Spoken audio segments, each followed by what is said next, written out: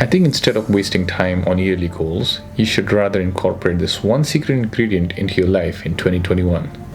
And if you do this, I promise you, not only will it make you less fearful of 2021, but rather give you hope, or dare I say it, even excitement for the upcoming year.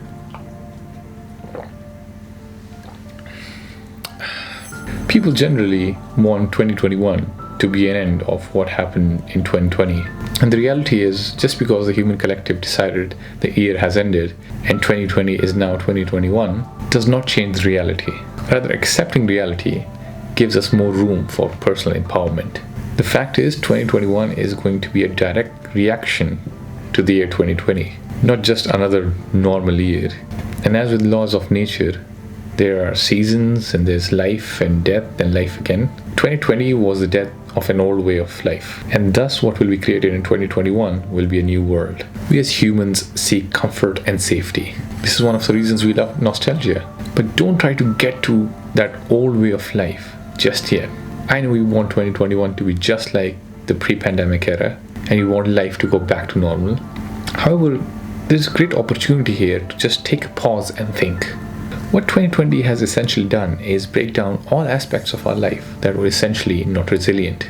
And I choose that word very carefully. You see, the word resilient does not mean something strong or built to last. You must have seen huge businesses go bankrupt last year, legendary healthcare systems struggle, and robust global supply chains fail. So those were absolutely not resilient. Resiliency has two aspects: being able to withstand and have the ability to adapt and recover quickly from difficulties. So let me ask you some introspective questions then. How resilient are you? Is your current condition just because of chance, or you are an active designer, planner in where you are today? How resilient is your health? What we have learned is you don't need the gym anymore. Things like six-pack, abs, and being shredded means nothing. That's all just vanity. How good is your cardiovascular health? How good is your respiratory health? How is your diet? Healthy food does not mean chugging tons of protein shakes every day. How much of actual, healthy, right amount of food actually goes into your body? How resilient is your mentality? Do you feel lost? Do you feel hopeless? Do you feel depressed or anxious? Then let me ask you, how resilient is your sense of purpose and meaning? Do you have a life mission? Do you think you are brought to this world for a reason? What is it? That shouldn't change with a pandemic. You shouldn't be feeling lost because of the environment outside. More importantly, how resilient are your finances? Are you depending on one source of income and hoping that doesn't go away? Have you got savings saved up? Have you got an emergency fund? Have you got a monthly budget in place? Let me ask you, how resilient is your lifestyle? Are you spending more than what you're making? Are you spending on your needs? Or are you spending on your wants and desires? Are you spending on things just to show off or establish a social standing? How resilient are your relationships? Being stuck with your spouse, your parents, your siblings in a house must have tested you. A lot of people got divorced because of the pandemic. That just shows that a lot of time with your spouse is just not a good thing, because you get to know more about each other, more about your relationship with each other.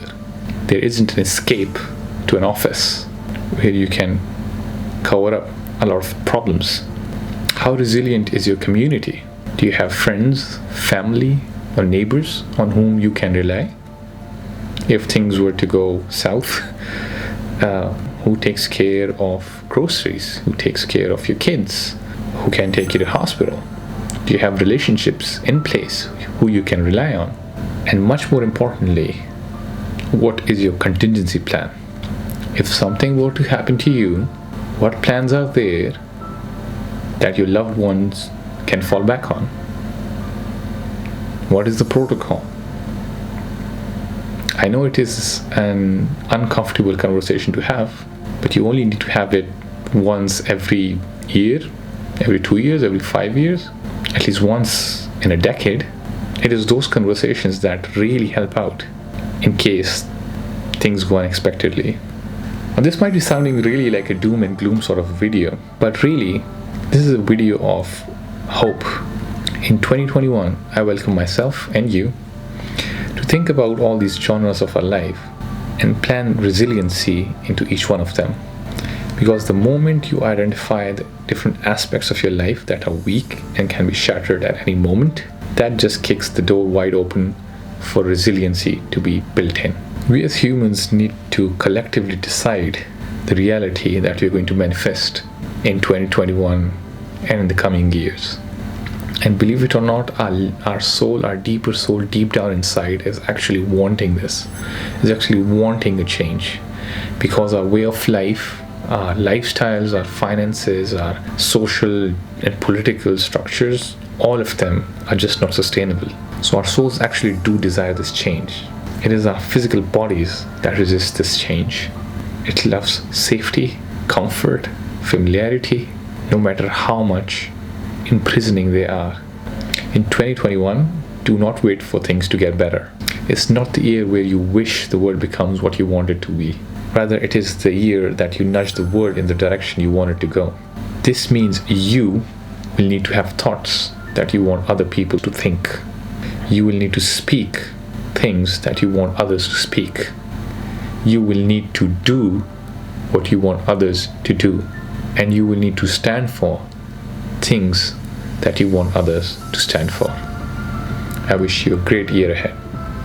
Bye for now.